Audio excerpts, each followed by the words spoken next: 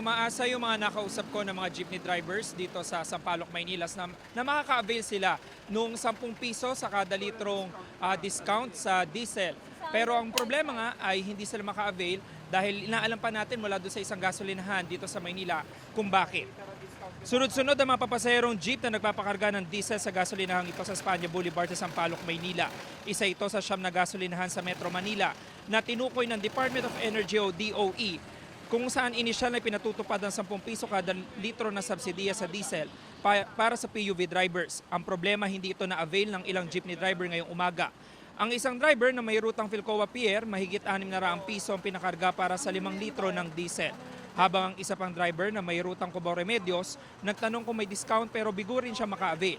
Sabi ng mga jeepney driver, inaasahan pa man din sana nilang subsidiya para kahit papano'y makatulong sa kanila sa pamamasada.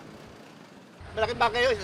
Dati sa 5 liters, 50 pesos yung titipid namin eh.